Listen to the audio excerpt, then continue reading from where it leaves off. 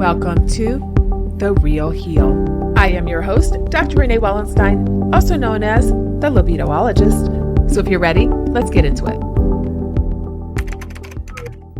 Dr. Sam Shay, welcome to the show. I'm so happy to finally get you on here. Hi, good to be here. Happy to be here. I was just saying before we hit record, I think we connected over a year ago, and we're finally here talking, which is amazing. And it's really great that you're here because I took a little bit of a different pivot in 2023 to veer away from the traditional topics you talk about on a holistic health podcast, like, nutrition and brain health and gut health. And I'm like, over my 3+ years of this podcast, we talked a lot about that. And I thought we'd venture into other territory, talking about mindset and such. But with you, we're going back to talking about weight issues, which is really common for my audience, but you're going to talk on different topics that we've never talked about before. So super excited for that. But before we get into it, why don't you just tell us who you are and how you got doing what you're doing today? Sure. My and being on brand as a self-proclaimed super nerd with all the false modesty therein, I have a PowerPoint because I'm fancy. So we're gonna everyone who's watching, you're in for a real treat. Everyone who's just listening, you're out of luck. No kidding. I'll be talking. I'll speak in a way that people who are just listening, you'll absolutely be able to follow along. The reason I got into this and into natural medicine is that my background is that I was raised by a very stressed out, unhealthy, tired mompreneur. And she was very unwell and lots of physical pain, terrible sleep, would eat candy for lunch to stay going. And she was a single mom raising 4 kids. My father paid child support, but was effectively absentee. And it was a very rough time. And my mother, by her own admission, made pretty bad decisions on my behalf. Because of the situation that she was in and everyone was in. Now, just spoiler for everyone listening, my mother and I have a great relationship now. It took a couple decades to repair, but we're extremely close. And she came out to visit, we enjoy calling and talking to each other. But the first couple decades was not a really fun ride. And what happened to me is that I developed a lot of chronic problems, a crippling insomnia to the point where it stunted my growth. I had massive stress at school. I was a lot of violence in school and gaslighting at home, which led to coping with a sugar addiction and a video game addiction, which led 15 years and 25 years respectively till I was overcome both of those addictions. Chronic joint pain from all the injuries I sustained. I didn't know back pain was normal until I saw my first chiropractor. It was not normal until I saw my first chiropractor in high school. And very anxious, very depressed. And there was a movement between my parents, both of whom were psychiatrists, to drug me into submission because there was not a perception. There was a perception that everything was my fault, as opposed to the horrors of the school system, and also the adults in the room were busy living out their own traumas and weaponizing children against the other, as what happens with the terrible divorce. It was a nuclear divorce, and me and my siblings were caught in the blast radius. So again, things are resolved now between me and mom. It's much better, much better now, but it wasn't fun. And so what's led me to support and I want to help moms. I really, really want to help moms and mompreneurs, because my mom also was going through menopause at that time, and she had all those shifts as well. I want to help moms and mompreneurs so they can smoothly shift through menopause and whatever phase of life they're actually in, so they can have a vibrant life and, frankly, not take it out on their kids. And so if I help moms, it's not only going to help them, but it's also going to help of some version of me, to help their children. And so I went on this large journey to not only recover my own ill health, but also on this mission to help I try the shaking my tiny fist at the universe and resentment and bitterness, and that kind of doesn't really work out that well. And instead try to pay it forward and try to heal, for lack of a better term, heal the karma for other people's children. And so that's my why and how I got into this. And weight is helping women with weight is helping drop puffy. Weight is a proxy for so many things. It's not the weight. The weight is representative of so many processes that have amalgamated and accumulated within the body. And puffy weight in particular, this kind of inflammatory water weight retention is a particular type of weight that is extremely frustrating for people to lose. And I've identified three major categories of weight, at least within genetic analysis. There's inflammatory water weight, which is the puffy weight, which we're going to spend most of the time on today. There's the hormonal toxic weight, which is the difficulty of getting rid of toxins or normal metabolites that have accumulated, like excess estrogen, for example. And then there's caloric fat weight, which is what people think most weight is, which is, in my clinical experience, is not the main cause of most people's weight. It's not the calories. It's by far and away, it's the inflammatory puffy weight that I've seen as the most common accumulated weight. Now there's layers. People can have all three, and and if you hit a plateau of reducing one, you usually hit the bottom of that first layer, which is the top of the next layer. Usually it goes inflammatory weight, hormonal toxic weight, then caloric weight, kind of in that order. But the puffy weight is by far the most frustrating, and the one that is got the most number of unique inputs. And it's the one that causes people the most grief, simply because it's so labile. It will just go up and down and up and down and up and down. And if people want to ask themselves, do I have puffy weight? Well, I came up with the muffin test. The muffin test is, if you eat a half muffin, do you gain 1 to 4 pounds by the end of the day? And unless that muffin was last year's re-gifted Christmas fruitcake, it didn't weigh 1 to 4 pounds. So how do you gain 1 to 4 pounds from just eating a muffin? And the answer is the inflammatory chemicals in that muffin, whether it's the dough conditioners, the preservatives, the gluten, the sugars, the dyes, the pesticides, the insecticides, the Roundup, the bleaching of whatever was wrapping that muffin, whatever they sprayed on it to make a glaze. You pick your poison. Like, what happens is that the body reacts to all this pro-inflammatory substances by flooding the interstitia with water, flooding the space between the cells with fluid, to do what? Dilute the toxic inflammatory chemicals to minimize exposure to the cells, because these inflammatory chemicals will damage tissues, damage cells. So the solution to pollution or inflammatory chemicals is dilution. So the body will retain water to do what? Buy the liver and kidneys time to filter them out. And that's why people can just quickly put on lots of water, nothing to do with calories, put on weight, nothing to do with calories.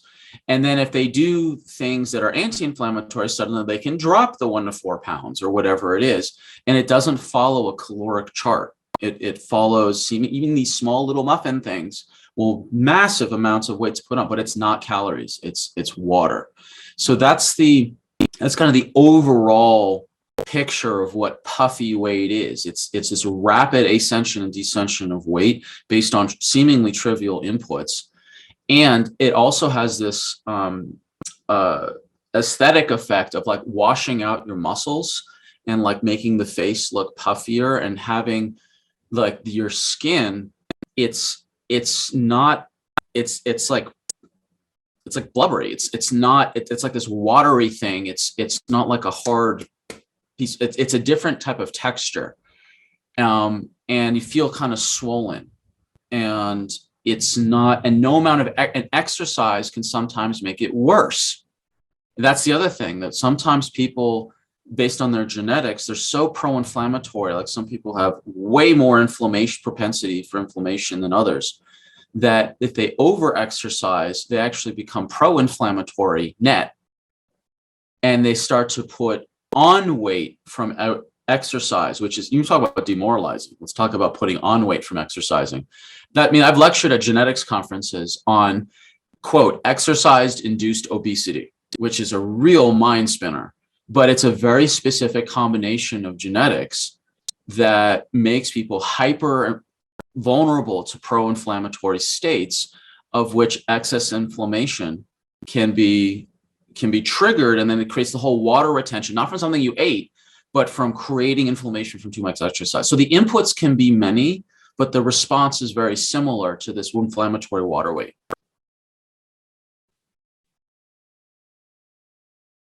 I'm just enjoying it.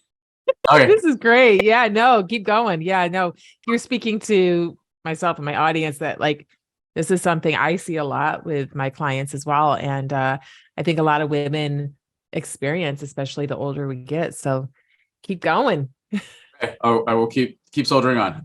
So this is a study from out of Australia called Weighing It Up Obesity in Australia. And it's May 2009. And they said that 70% of weight is genetics, 30% is environmental and lifestyle. So I'm going to speak about both. And if people are wanting to really resolve the root causes of puffy weight, there's a lot of inputs. And so for anyone that is looking to get to the root causes of this, there's two major variables. One is lifestyle analysis. The other is lab analysis. And if you want a really good measure of how good your practitioner is at reading labs, pay very close attention to how they interpret your lifestyle analysis, because the style in which the framework and the level of analysis in which they do your lifestyle is going to be very proximate to how thorough they're going to be with their labs. So whoever you choose to work with, make sure they have a framework. I'll share mine, and mine's called the 10 Pillars of Health. Now, mine's the 10 Pillars of Health. There's people who've got like the triangle of health, the 6 pillars of that, the 5 phases of this, the inverted rhombus of whatever. It doesn't matter. Just like make sure your person you're working with has a framework. So the 10 pillars as it relates to puffy weight, first off is it all begin with a B: brain, bowel, body, burst, biotoxins, bionutrients, breakfast, bothers, bugs, bedtime. And I have a free ebook people can get on my website if they want more detail on this. The center, the first pillar, is brain and hormones. So this is looking at, thyroid, adrenals, sex hormones, melatonin, and looking at your hormone system, because you can have puffy weight, say, for example, if you're having adrenal imbalances and you can't control inflammation because the adrenals, number one, secrete cortisol, which is a major anti-inflammatory, or your adrenals are struggling to secrete aldosterone, which is the hormone that helps regulate minerals in your blood, and you've got some issues with salt sensitivity and all the rest. We'll cover that a little bit later. But some people who have the genes at risk for high blood pressure, I see clinically the people who have genes that put them at risk for high blood pressure, like variations in the ACE gene or whatever, but they don't have high blood pressure, but they do have water retention. I see it's kind of an either or, like they have blood pressure or they have water retention. And that can go hand in hand with your adrenals regulating aldosterone and all these other mechanisms. So brain and hormones would be the first pillar. Pillar 2 is bowel and digestion. Now, if you're fast on your feet, that is a pun. Number 2 is bowel. That's just my sense of humor, inserting it into a medical framework. It's how well you chew, how well you absorb, and how well you poo. And a lot of people, for example, will ask, well, what's the best supplement I should take? And I said, the best supplement on the planet is chewing. That's the best supplement, because then you can actually absorb and use all the food you're eating. And there's a lot of focus that can be done on bowel and digestion. I was constipated when I was a child. I couldn't go except every 3 to 5 days. And that's terrible, because you create this autotoxic environment. You're just recirculating.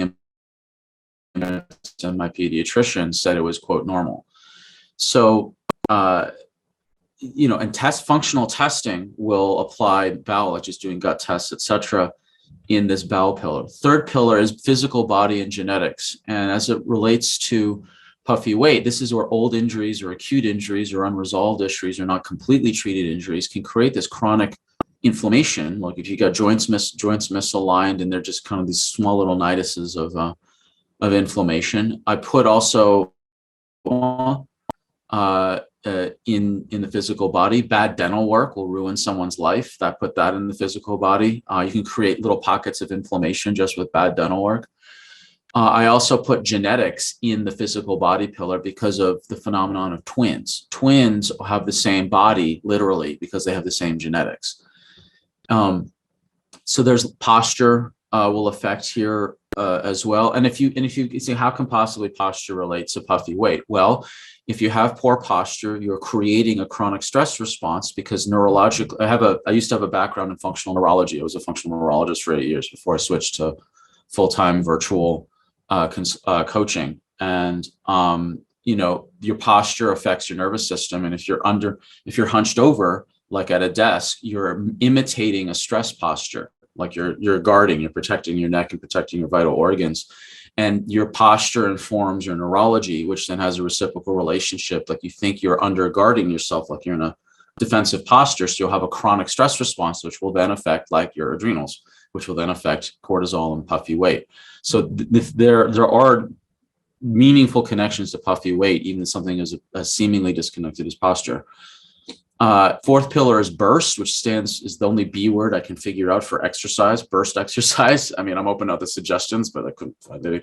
So exercise and movement, intensity, frequency, variability, recovery, the one that most people miss, analyzing your exercise and movement patterns. We just discussed earlier that if you over exercise, you can put on puffy weight, but if you also under exercise, or you just simply don't recover enough, then you can put on weight simply because your metabolism will slow down. And like everything, movement is critical, absolutely critical. And some people think of exercise as some arduous like punishment.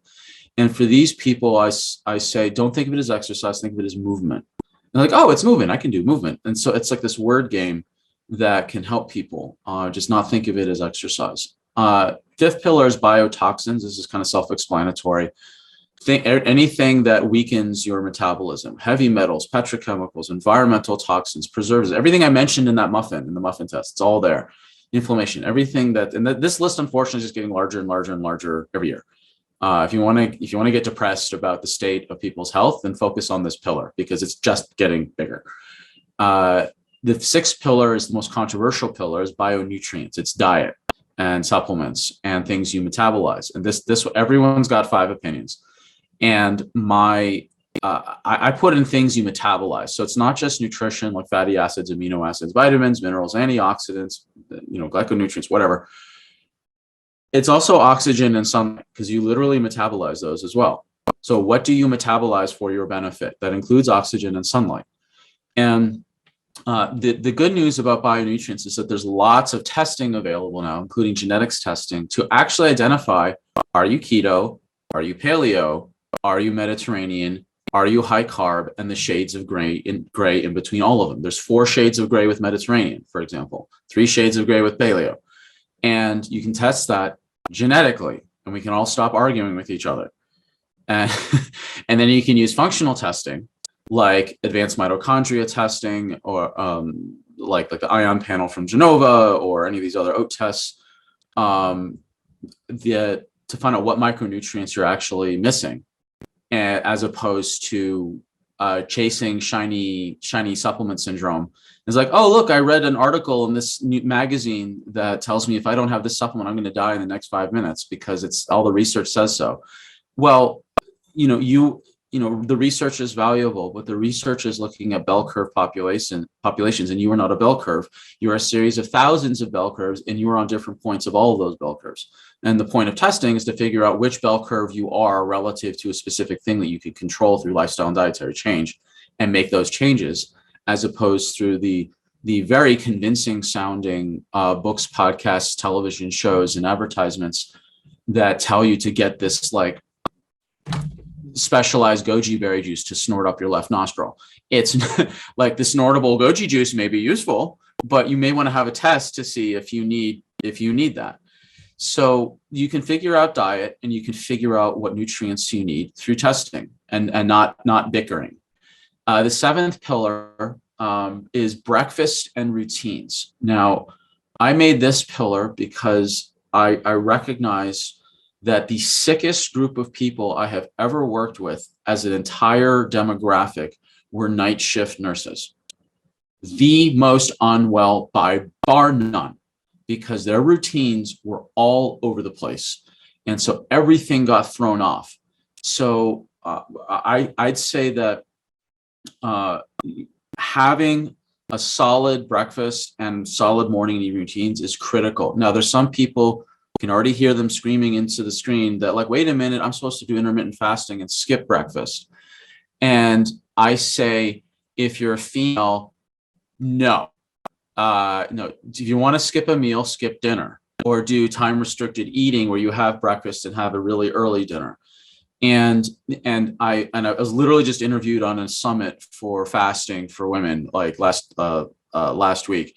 And my contention is, and I'm okay if this is controversial to some people or upsetting, and I'm fine with that because I care about people's health, not by being viewed as fastingly politically correct or whatever, is that my observation is the following.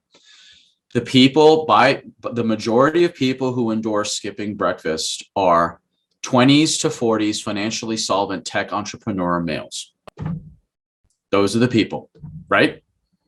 And they love skipping breakfast because their cortisol just keeps going up, up, and up in the morning, and they just get shit done. And they're just riding on that cortisol, and they just love it, and they think they're being amazing. And I'm sorry, folks, but males and females have different physiologies and different hormone cycles. And my colleague, Dr. Roger Bourbon, coined a term, modern woman syndrome.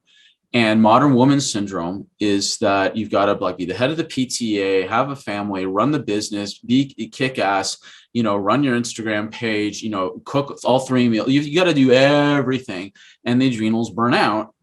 And you cannot add more stress on the adrenals by skipping breakfast. Breakfast, literally break the fast is your body. You take in calories in order to take the pressure off the adrenal glands from secreting cortisol, which is there to keep sugar in your blood, to keep your brain alive. So if you just give exogenous or external calories, your adrenals can finally relax.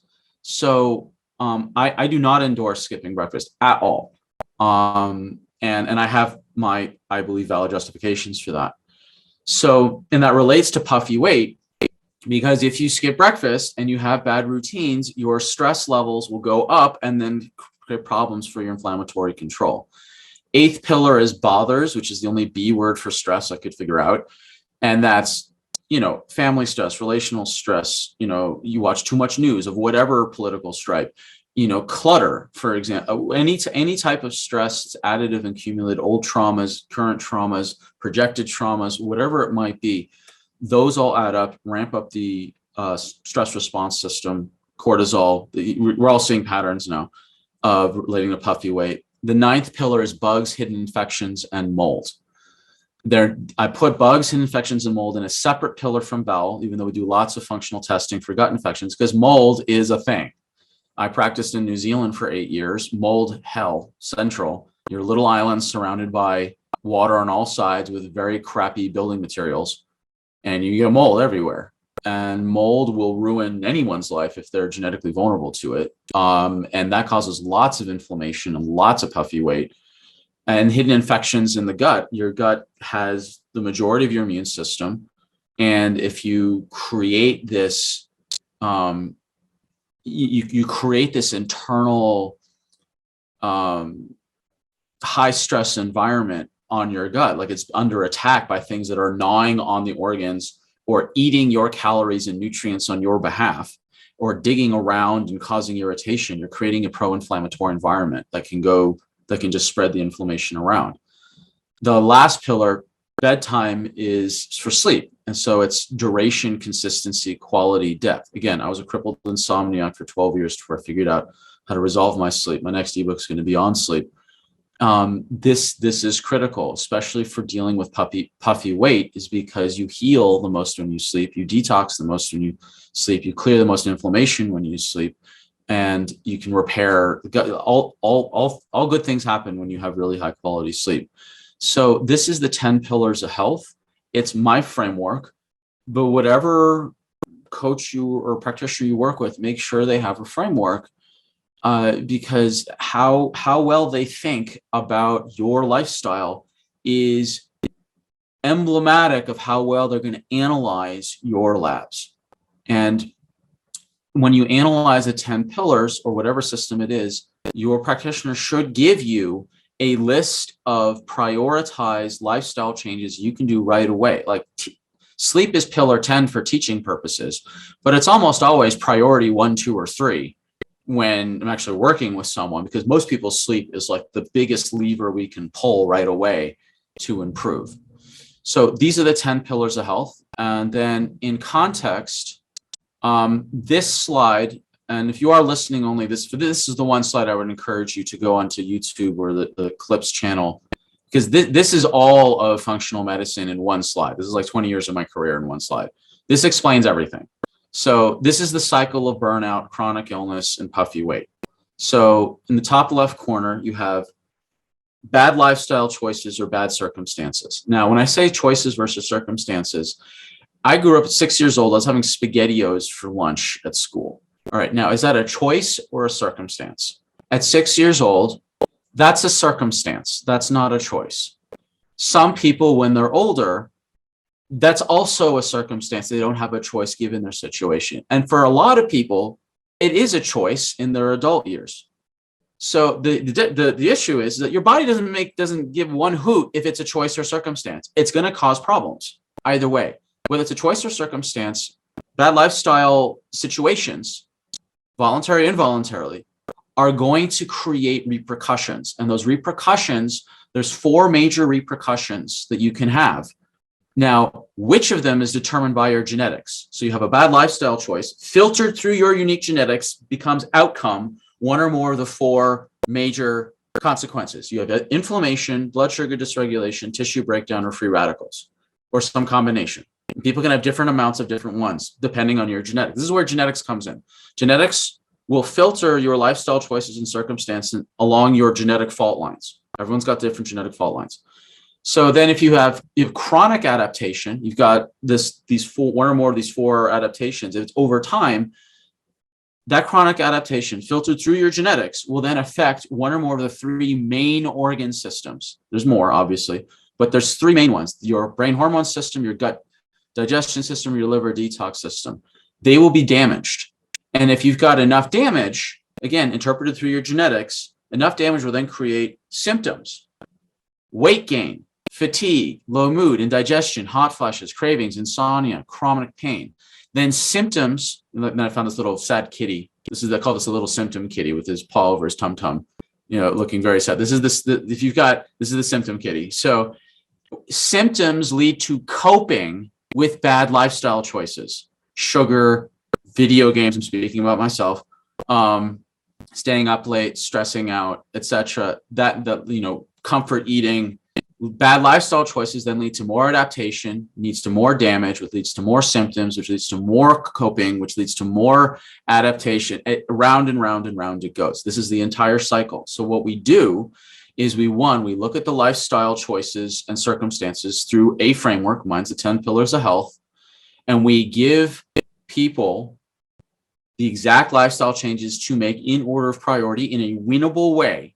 So that's winnable, not some giant abstract data dump of 300 generic health tips. That's overwhelming and not useful. You give the lifestyle roadmap. Then you use genetics testing to check the green arrows here, and you look for what can we do to blockade progression and careen into more adaptation and more damage. So use genetic testing here to identify where are you vulnerable genetically to inflammation, free radicals, identify your ideal diet, alt methylation, liver detox, all these things. We find the way to blockade at the genetics level. Then we use functional testing which is like hormones, mitochondria, liver, gut testing, all that stuff. So in the corners here, we look to see how you are adapting in is it inflammation? Is it blood sugar dysregulation, tissue breakdown, free radicals? And we look at what organ systems are damaged. And we use the functional testing to figure out what is going on now that we can correct. So then you combine all three of those, the functional testing, see where you are now, you shore up the genetic fault lines to blockade further progression, and then you figure out what the lifestyle choices, circumstances that caused the whole thing in the first place. And you combine all that together into a comprehensive lifestyle plan. That is comprehensive functional, the functional medicine approach. Is being able to identify all three of those major things: the functional testing, the genetics, and the lifestyle. And you can, in Puffy weight, you go straight down the line with this. Where is it in the genetics? Where is it in the functional testing? Where is it in the lifestyle? So this, and if people understand this cycle, it is so empowering. It's like, oh, I have to figure out what lifestyle things triggered the whole thing. I've got to figure out what genetics is, the fault lines, and shore those up. I'm going to figure out where I am right now so I can know exactly what to do right now to help reverse the whole cycle. Done. So I just want to pause there because that was a lot of. Yeah, no, that was great. The only thing I'm going to add is I live in New York. Some of this testing is not available for those that live in New York. Right. We're one of those weird states, one of potentially 2 to 3 in the United States, whereby you can't always get all this testing. Like, again, I, as a New York physician, can order only a handful of tests to check nutrients, to check gut, so, but for everybody else that doesn't, and there's ways around it, so don't worry. But, there are some tests that are available, and if you don't live in New York, you're the lucky ones, because you can or you can get on the subway and cross over to Jersey or Pennsylvania and just have figure out how to do your tests over in that state or whatever. Yeah, that's what I was saying. There's ways. I've done it. Being in New York, I personally have done it, but not everybody. I've worked with people that say like they don't have, and that's the other concern. Testing can be expensive. They're investing in a functional medicine provider like yourself to spend time to go through all this, which most docs don't do.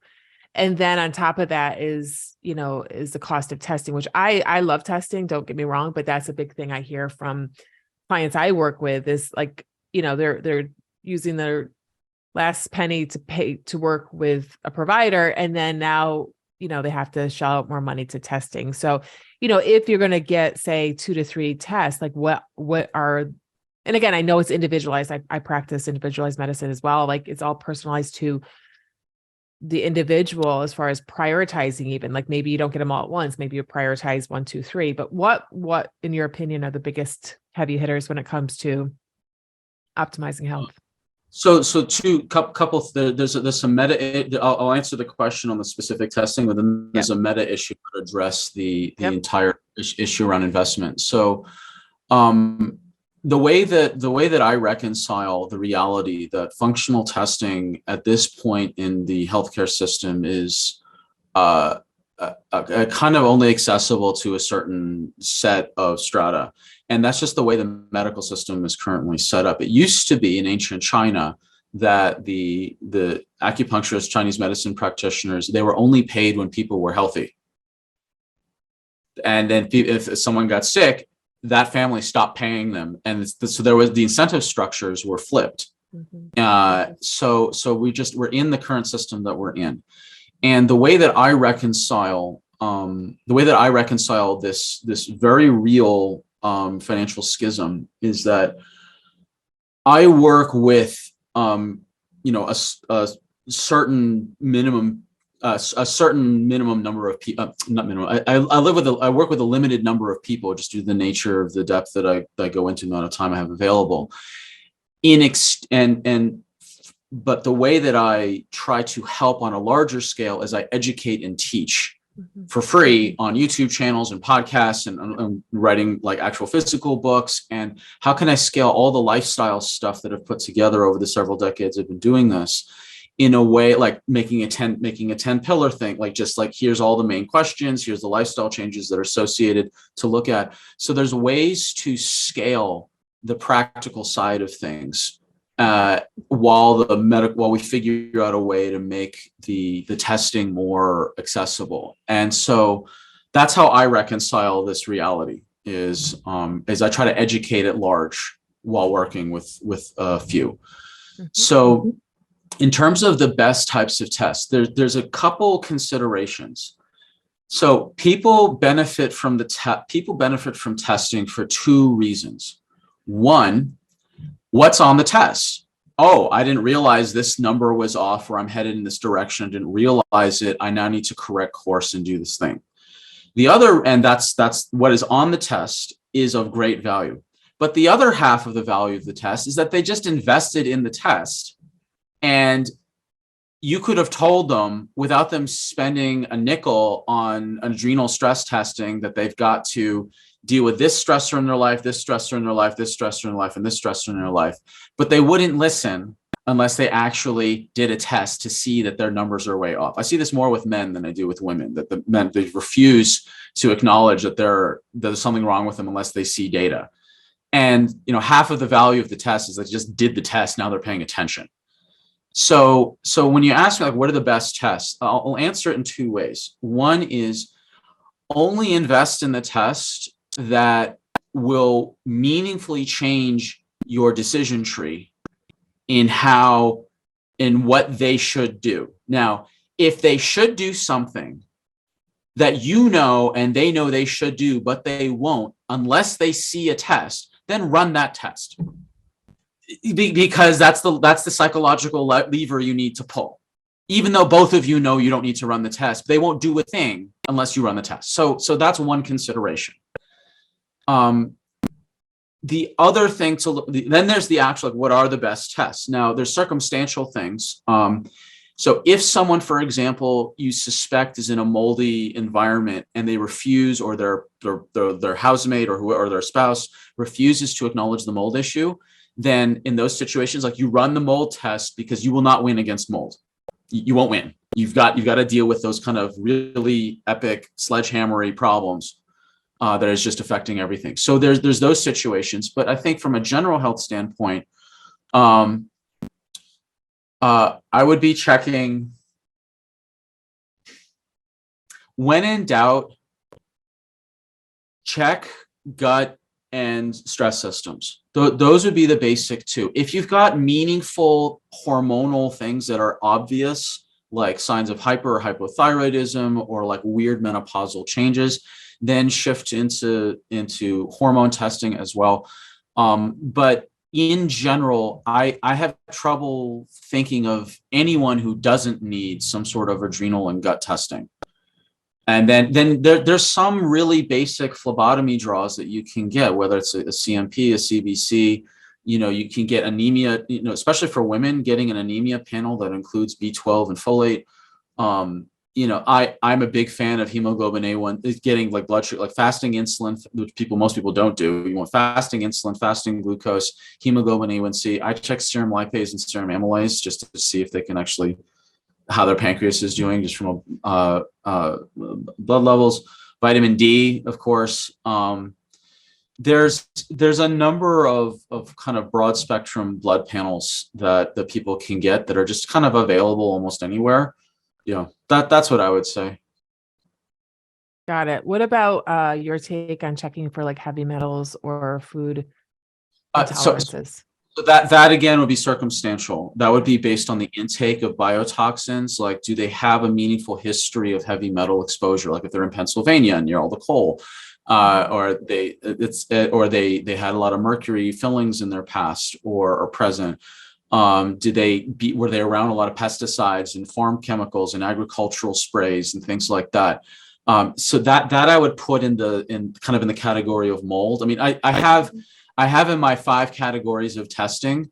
I have hormonal testing. That's what I have later on in the presentation. I have hormonal testing, gut testing, mitochondrial testing, genetics testing, and then like the big bad 3: metals, mold, and Lyme. Like those are the ones that you certainly don't want to have, but will need to check if you have a meaningful history of exposure, possible exposure to those. And that if metals can ruin people's lives, just like Lyme, just like mold, just like a head injury, just like a tooth infection. Like, so that's where a good history and analysis will come in first. If we have to triage testing, we need to have a really good history first. Got it. Okay. Anything else you want to add before we start asking some personal questions about you? Sure. So just to go further on the puffy weight, in terms of genetics, there's a couple things that add to the puffy weight. Number one is histamine intolerance. So people can have puffy weight because they're eating foods that are high in histamine, mobilize more internal or endogenous histamine, or they block the breakdown of histamine. So the point of histamine, it's your body's defense mechanism against venom. So if a bee or a scorpion or a spider stings, bites you or whatever, the venom will corrode and destroy tissue, nerves, blood vessels, etc. So the body has this floodgate switch called histamine to rush water into the area to dilute the venom, no different than diluting the toxic, inflammatory chemicals from the muffin. So there's this interplay between evolution. Evolution doesn't give a hoot about your survival. It only cares about your lineage's survival. And so there's this interplay between, do you have a strong histamine response or a slow one? Slow one makes sense if you came evolutionarily from an area with very little venom, like New Zealand has like no venomous things at all. So or if you're in a high venom area, you want high histamine response. But the trade-off is you have too much of a response, you swell up and you can choke off the very nerves and supply and blood supply you're trying to save. So if you're genetically vulnerable to high histamine, eating high histamine foods can create this mass. It's like you eat the food that's a slow moving full body bee sting. And that creates this inflammatory water weight. The other thing that I mentioned was salt. If people have genetic variations in high blood pressure genes, it doesn't necessarily have to manifest as blood pressure. It can manifest as water retention. The other things are genes for satiety, that some people have genes where fullness is not in the stomach, it's in the brain. It's the signal from the stomach to the brain that signals that you're full. So some people overeat simply because there's a slowness in that signal. So they have to change. This is not how they change. I say, don't change your willpower, change your environment. Change it in a way that you can win. And like, I can't have bread in the house. I'm not stronger than bread. I'm smarter than bread because I don't have it in the house. So, but if it's not in my environment, it's not going to cause a problem. The other things I would say about genetics is the vitamin D receptors. I have found this is the single biggest predictor. The single biggest predictor if someone has chronic health issues and inflammation is if they have variations in the vitamin D receptors.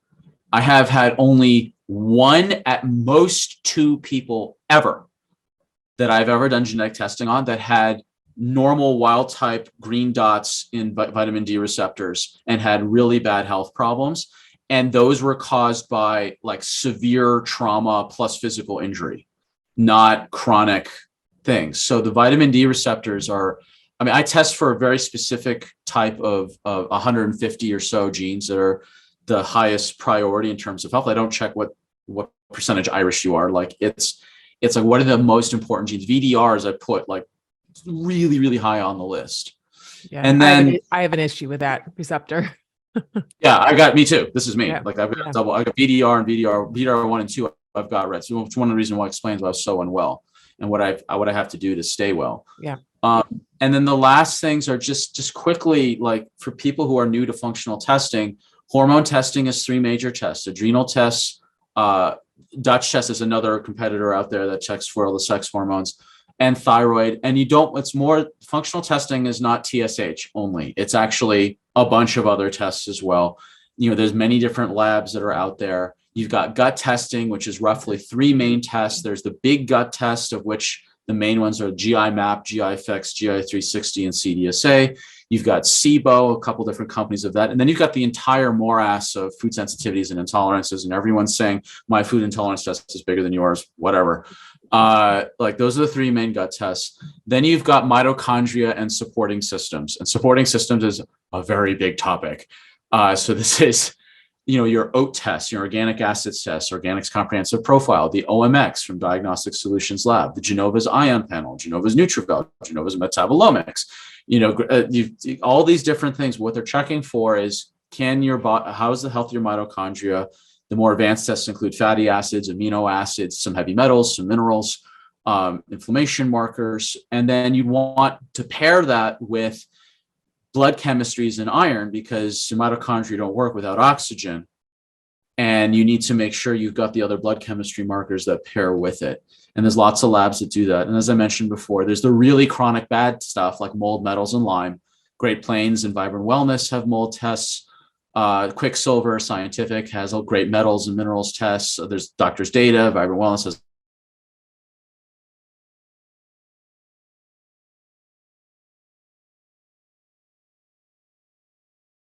testing. Now, there's a lot system of genetics analysis. There's like maybe half dozen of us, at least in the States, that do this type of analysis. Certain ones, like to determine if you're keto, Mediterranean, paleo, or high carb, that's not something you can get from 23andMe or Ancestry. This is looking at copy number analysis, not variant analysis. And that's some technical jargon. We're not looking at if you have a good copy or a bad copy. You're looking at the number of duplicates of a copy, like the number of cannons lining a fort. So if I'm you've got these carbs coming at your fortress, like the Visigoths, and you've got, 10 cannons all firing the enzymes that break down carbs, you can keep the Visigoths carbohydrates away. But if you've got very few cannons like I do, I was eating a perfect Mediterranean diet where I knew the names of my farmers and their chickens. Like, it was a perfect diet, but I was not working. I was terrible in digestion, these energy fluctuations, because I'm actually genetically keto, paleo straddling keto. I was eating it wasn't a quality of carb issue, it was a quantity of carb issue. So genetics has come a very, very long way. And what I'd encourage people to do is the testing will benefit everybody, from the chronically unwell to the people who just want to stay stable, to the aspirationals like entrepreneurs, biohackers, high performance people, longevity, life extension, whatever. And as we mentioned before, if you can't afford testing, make sure you have a proper lifestyle framework to understand your lifestyle, so you can pick what lifestyle changes you can do very surgically. And then you can start to incorporate over time, like gut, adrenal, bloods, just as is available to you. You can do that. So that's the overall picture that I can offer on testing and puffy weight and lifestyle change.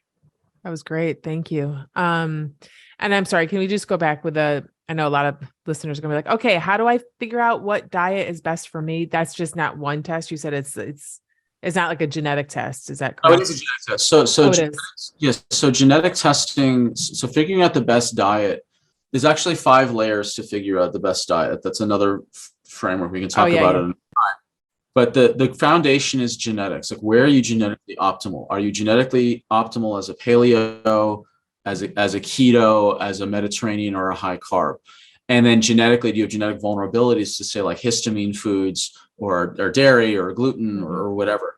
But then there's the functional layer on top of that. So some people the phrase that people say is, I've tried every diet, it doesn't work. Well, the reason why that happens is that you may be genetically one way, but you have metabolic barbed wire wrapping your genetics. And I'll give 2 examples to illustrate the point. One, if I am a high fat, low carb diet genetically, so I'm a high fat diet like keto or low, very high fat paleo, but I have a problem with my gallbladder, my carnitine shuttle, my fat absorption, whatever it is.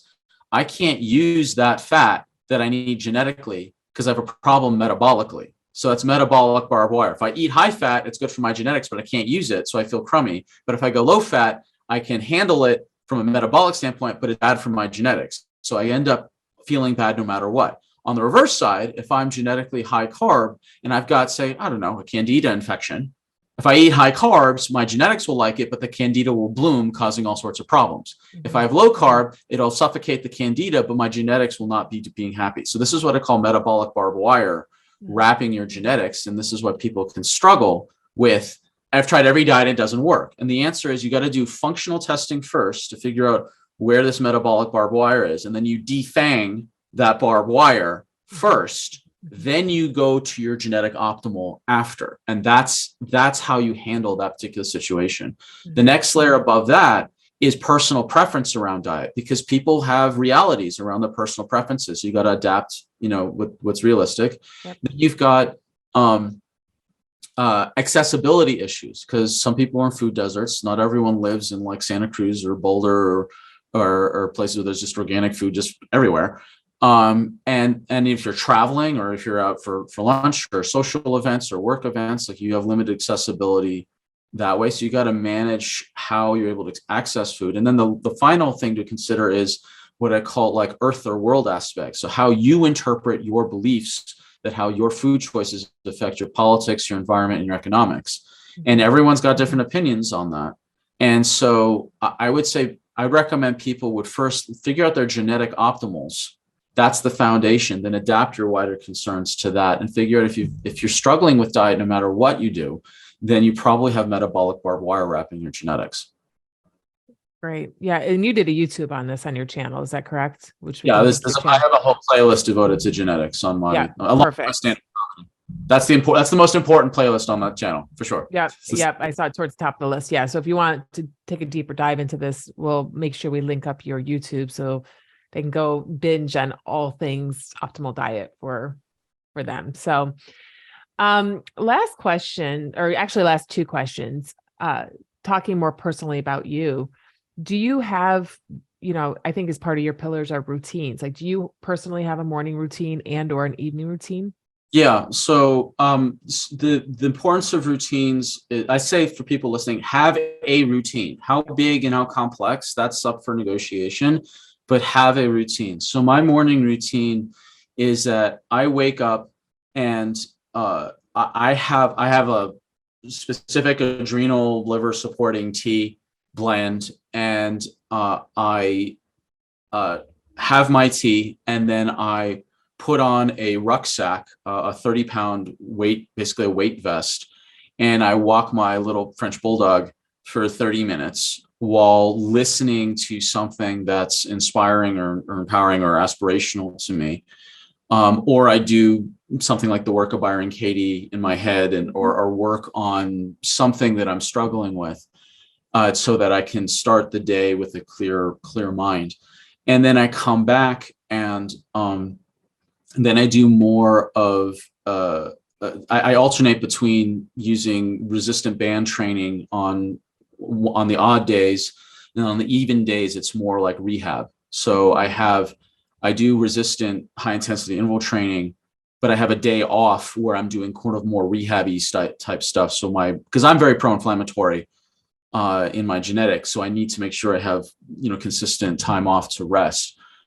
And then I have a very, very large high-fat protein breakfast after I exercise.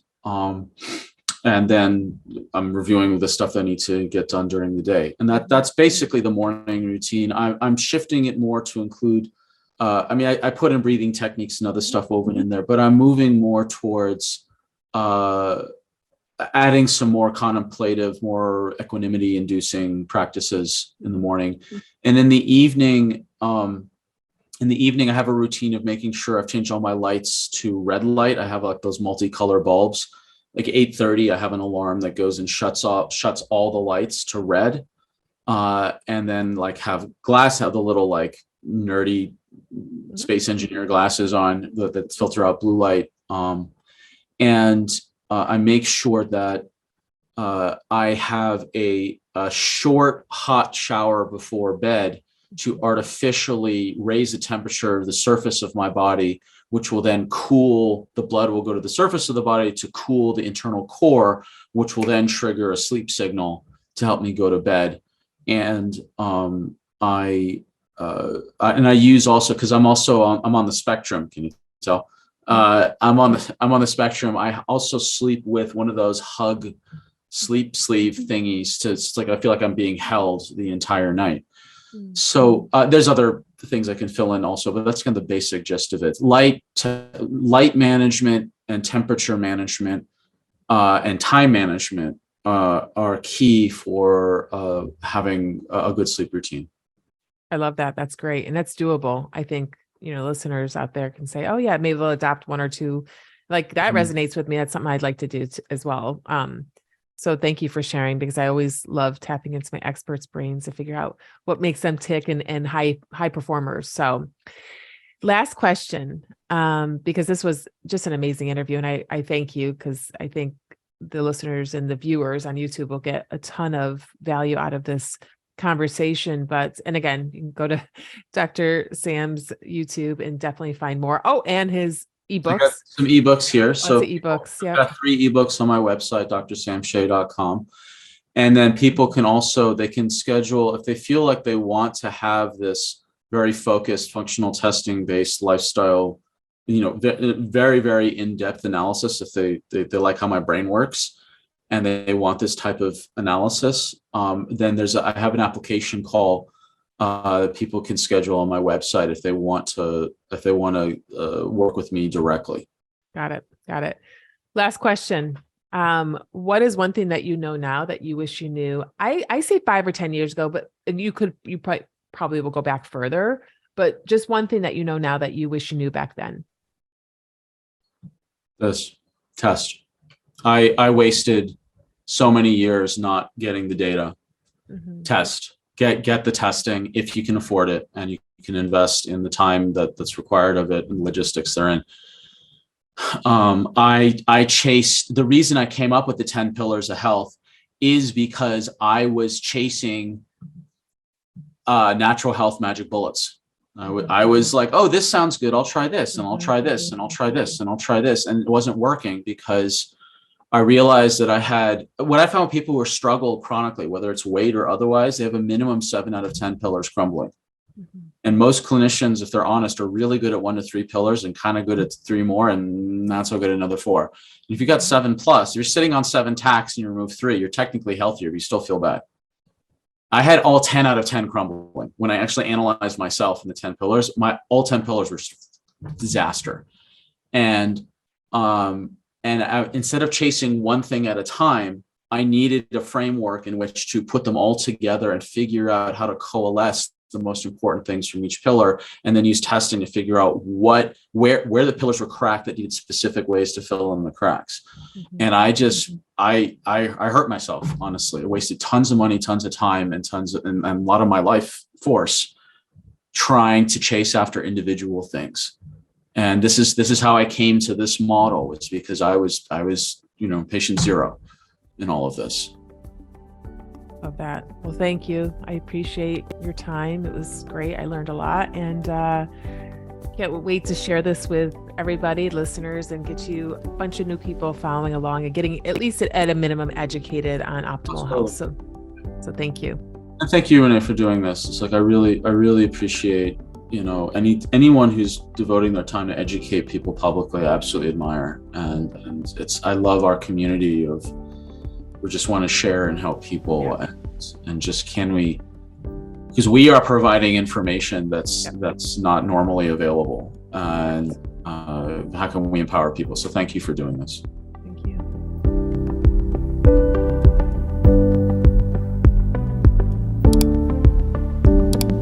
And with that, I'm out of here. Talk to you again soon.